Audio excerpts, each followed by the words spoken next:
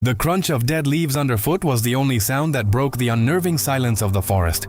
It was a place where sunlight struggled to pierce the thick canopy, a place that felt forgotten by time. Alex, an avid hiker who prided himself on exploring off-the-beaten-path trails, was beginning to regret his choice of route. It was then that he saw it, half buried in the damp, dark earth near the gnarled roots of an ancient oak. A smartphone. It was an older model, its case caked with mud and grime, its screen a spiderweb of cracks. He picked it up, a strange sense of unease settling over him. It felt cold, unnaturally so, even for the damp woods.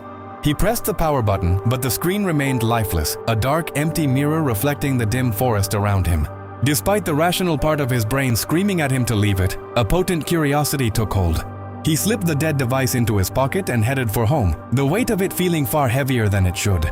Back in the familiar comfort of his apartment, the strange feeling from the forest lingered. The phone sat on his kitchen counter, a grimy intruder in his clean space. He couldn't shake the image of where he'd found it, so isolated and desolate. Who would lose a phone out there?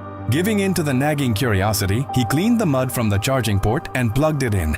For a long moment, nothing happened. He was about to dismiss it as a lost cause when the shattered screen flickered weakly. A dead battery icon, stark and red, glowed for a few seconds before being replaced by the charging animation. Alex let out a breath he didn't realize he'd been holding. A few minutes later, the screen lit up fully, bypassing any lock screen and going straight to a minimalist home screen. There was only one notification, a single unread text message. His heart began to beat a little faster as he tapped it open. The message was short, cryptic, and sent a shiver down his spine.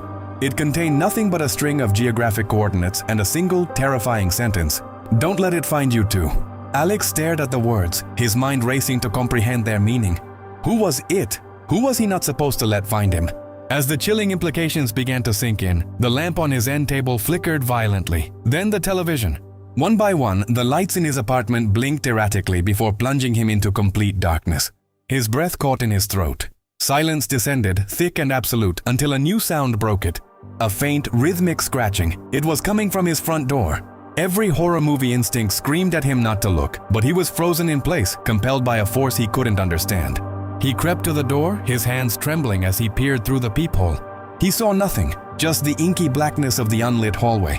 A wave of relief, fragile and fleeting, washed over him. Maybe it was just a power surge, his mind playing tricks on him. He turned away from the door, his back to the living room, and that's when he felt it, a sudden bone-deep cold. He wasn't alone. The phone in his hand, which had gone dark with the power outage, suddenly flared to life one last time. Its screen cast a ghostly pale light across the room, illuminating a tall, shadowy figure standing just feet away. The light caught on a face that was horribly distorted, a grotesque mask of silent hunger. Then, as quickly as it appeared, the screen went black for the final time, leaving Alex completely and utterly in the dark with his discovery.